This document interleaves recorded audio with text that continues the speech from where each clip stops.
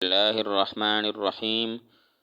والصوم هو الامساک، اور روزہ وہ رکنا ہے عن الاکل والشرب والجماع، کھانے پینے اور جماع سے، نہاراً دن کو، مع النیت نیت کے ساتھ۔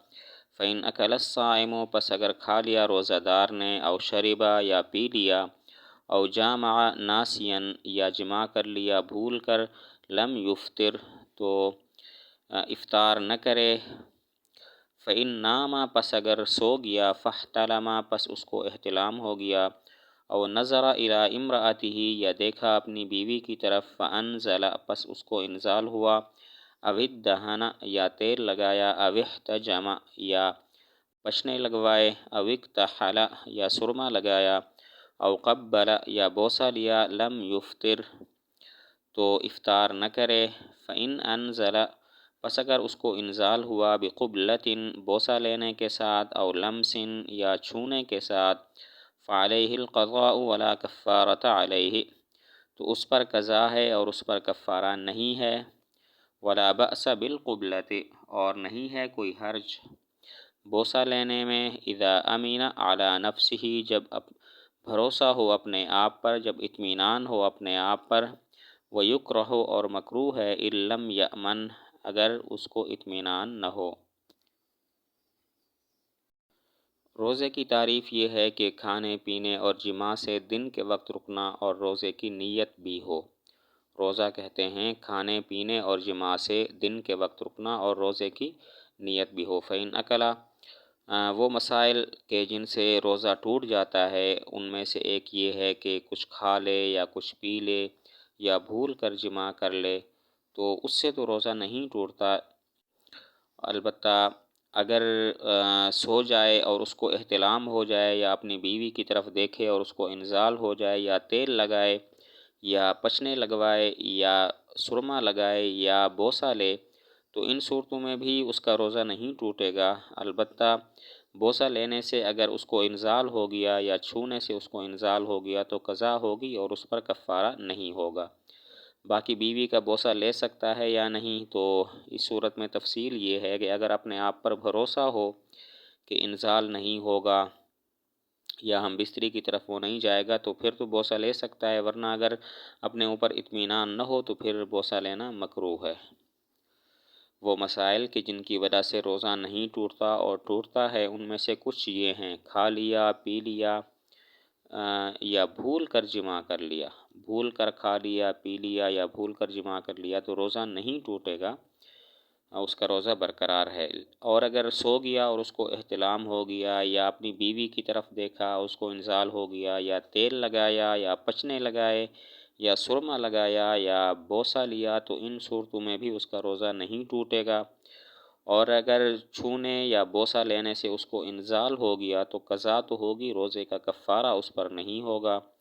باقی بوسہ لے سکتا ہے یا نہیں، تو اس صورت میں تفصیل یہ ہے کہ اگر اپنے آپ پر بھروسہ ہو کہ انزال نہیں ہوگا یا ہم بستری کی طرف نہیں جائے گا، تو بوسہ لے سکتا ہے، اور اگر اپنے اوپر بھروسہ نہ ہو تو پھر بوسہ لینا مکروہ ہے۔ وَإِن دَرَعَهُ الْقَيْعُ، اور اگر اس کو قے آ گئی، لم یفطر تو اس کا وہ روزہ افطار نہ کرے، روزہ نہیں گیا۔ وَإِنِ اسْتَقَاءَ، اور اگر جان بوجھ کر قے کی، عامداً جان بوجھ کر، ملء فمہ اپنے منہ بھر، فعلیہ القضاء تو اس پر قضا ہے۔ وَمَنِ ابْتَلَعَ الْحَصَاةَ، اور جس نے نگل لی کنکری، او الحدید یا لوہا، او النواة یا گٹھلی، افطر وقضا تو افطار کرے اور اس کی قضا کرے۔ مسئلہ یہ ہے کہ اگر قے خود بخود اس کو آ گئی تو پھر تو روزہ نہیں ٹوٹے گا، لیکن اگر جان بوجھ کر قے کی ہے اور منہ بھر کر قے کی ہے تو قضا تو ہوگی، تو کفارہ نہیں ہوگا۔ اور اگر کنکری کو نگل لیا یا لوہا یا گٹھلی نگل لی تو اس صورت میں بھی روزہ ٹوٹ جائے گا اور وہ اس کی قضا کرے گا۔ اگر خود بخود قے آ گئی تو روزہ نہیں ٹوٹتا، اگر منہ بھر کر جان بوجھ کر قے کی تو روزہ ختم ہو جائے گا، قضا لازم ہوگی۔ اگر کسی نے کنکری یا لوہا یا گٹھلی نگل لی تو اس صورت میں روزہ ٹوٹ جائے گا اور قضا لازم ہوگی۔ ومن جامع، اور جس نے جماع کیا، عامداً جان بوجھ کر، فی احد السبیلین دو راستوں میں سے ایک میں، او اکلا یا کھایا، او شربا یا پیا، ما یتغذا بھی اس چیز کو کہ جس کے ساتھ غذا حاصل کی جاتی ہے، او یتداوا بھی یا جس کے ساتھ دوا لی جاتی ہے، فعلیہ القضاء والکفارۃ تو اس پر قضا اور کفارہ ہے۔ اگر کسی نے جان بوجھ کر جماع کر لیا، ہم بستری کر لی، یا جان بوجھ کر ایسی چیز کھا لی یا پی لی کہ جس کو بطور غذا کے کھایا جاتا ہے یا بطور علاج کے، بطور دوا کے استعمال کیا جاتا ہے، تو اس پر قضا بھی ہوگی اور کفارہ بھی ہوگا۔ جان بوجھ کر جماع کیا، جان بوجھ کر ایسی چیز کھا لی یا پی لی کہ جس کو بطور غذا کے استعمال کیا جاتا ہے یا جس کے ذریعے دوا لی جاتی ہے، علاج کیا جاتا ہے، تو قضا بھی ہوگی اور کفارہ بھی لازم ہوگا۔ والکفارۃ مثل کفارۃ الظہار اور کفارہ ظہار کی مثل ہے۔ مطلب یہ ہے کہ جس طرح کا کفارہ ظہار ہوتا ہے، اسی طرح روزے کا کفارہ ہے، یعنی کہ غلام آزاد کرے، اگر نہیں کر سکتا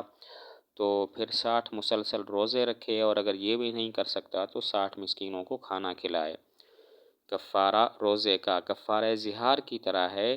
یعنی کہ پہلے تو یہ ہے کہ غلام آزاد کرے، یہ نہیں کر سکتا تو پھر 60 مسلسل روزے رکھے، اور اگر یہ بھی نہیں کر سکتا تو پھر 60 مسکینوں کو کھانا کھلائے۔ ومن جامع اور جس نے جماع کیا، فیما دون الفرج فرج کے علاوہ جگہ میں، فانزل پس اس کو انزال ہو گیا، فعلیہ القضاء تو اس پر قضا ہے، ولا کفارۃ علیہ اور اس پر کفارہ نہیں ہے، ولیس فی افساد الصوم فی غیر رمضان اور نہیں ہے غیر رمضان میں روزہ کو فاسد کرنے میں کفارۃ کوئی کفارہ۔ مسئلہ یہ ہے کہ اگر کسی نے ہم بستری مادون الفرج میں کی، یعنی سبیلین میں سے کسی ایک جگہ کے علاوہ کی، ران میں یا کسی دوسری جگہ بھی کی، تو روزہ تو ٹوٹ جائے گا اگر انزال ہو جائے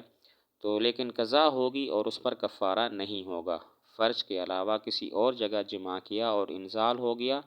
روزے کی حالت میں، تو قضا تو ہے، روزہ ٹوٹ جائے گا لیکن کفارہ نہیں ہوگا۔ اسی طرح غیر رمضان کے روزہ کو فاسد کرنے میں بھی کوئی کفارہ نہیں ہے۔ مثلا نفری روزہ تھا یا رمضان کا قضا روزہ تھا، اور اس وقت اس نے روزہ کو خراب کر دیا، فاسد کر دیا، تو اس صورت میں بھی کفارہ نہیں ہوگا، صرف قضا ہوگی۔ ومن احتکن اور جس نے حقنہ لیا، او استعطا یا ناک میں دوائی ڈالی، او اقطر فی اذنہ یا کان میں اپنے کان میں قطرے ڈالے، او داوا یا علاج کیا، دوائی ڈالی، جائفتن پیٹ کے زخم میں، او عامتن یا سر کے زخم میں، بدواء رطب تر دوا، فوصل الی جوفہ پس وہ دوا پہنچ گئی اس کے پیٹ تک، او دماغہ یا اس کے دماغ تک، افطر تو افطار کرے، روزہ ٹوٹ گیا۔ وَإِنْ أَفْطَرَ فِي إِحْلِيلِهِ اور اگر قطرے ڈالے اپنے ذکر کے سوراخ میں، لم یفطر تو روزہ نہیں گیا، امام صاحب رحمۃ اللہ علیہ اور امام محمد رحمۃ اللہ علیہ کے نزدیک۔ وقال ابو یوسف یفطر اور امام ابو یوسف رحمۃ اللہ علیہ فرماتے ہیں اس کا روزہ ٹوٹ جائے گا۔ مسئلہ یہ ہے کہ اگر کسی نے حقنہ لیا یا ناک میں دوائی ڈالی یا کان میں قطرے ڈالے یا اس نے پیٹ، تو اس صورت میں جو ہے اس کا روزہ ٹوٹ جائے گا۔ اور اگر پیٹ کے زخم میں دوائی ڈالی یا سر کے زخم میں دوائی ڈالی اور وہ دوائی تر بھی ہے، وہ پیٹ تک یا دماغ تک پہنچ گئی، تو اس کا روزہ بھی ٹوٹ جائے گا۔ اگر اپنے ذکر کے سوراخ میں دوائی ڈالی ہے تو طرفین فرماتے ہیں روزہ نہیں ٹوٹا، اور امام ابو یوسف رحمۃ اللہ علیہ فرماتے ہیں روزہ ٹوٹ جائے گا۔ تو مسائل یہ ہیں کہ حقنہ لیا یا ناک میں دوائی ڈالی یا کان کے سوراخ میں دوائی ڈالی یا سر کے، تو ان تینوں صورتوں کے اندر اس کا روزہ ٹوٹ جائے گا۔ پیٹ کا زخم ہے یا سر کا زخم ہے اور اس نے کوئی تر دوائی ڈالی جو پیٹ یا دماغ تک پہنچ گئی، تو روزہ ٹوٹ جائے گا۔ اپنے ذکر کے سوراخ میں دوائی ڈالی، قطرے ڈالے، تو طرفین فرماتے ہیں روزہ نہیں ٹوٹے گا، امام ابو یوسف رحمۃ اللہ علیہ فرماتے ہیں روزہ ٹوٹ جائے گا۔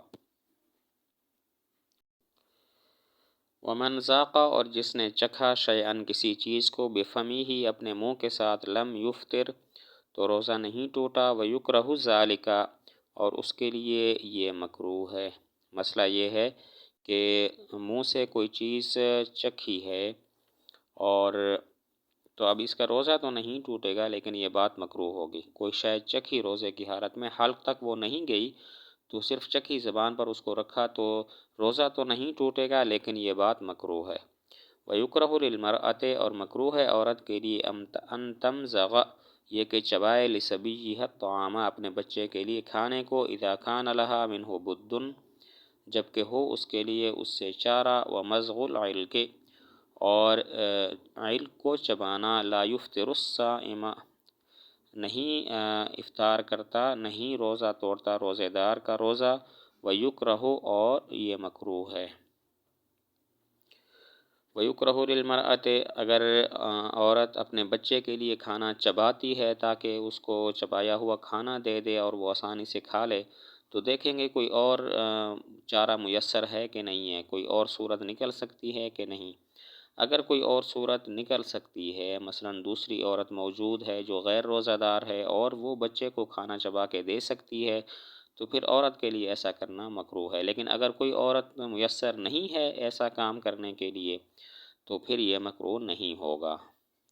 عورت کھانا بچے کا اس کو چبا کر دے سکتی ہے کہ نہیں، تو دیکھیں گے اگر کوئی چارہ ہے یعنی غیر روزہ دار عورت موجود ہے جو بچے کو کھانا چبا کر دے سکتی ہے،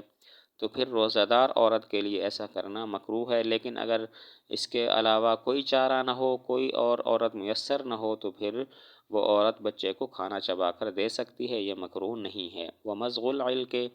علق کو چبانا جیسے چیونگم وغیرہ، تو اس کی وجہ سے روزہ تو نہیں ٹوٹتا لیکن ایسا کرنا مکروہ ہے۔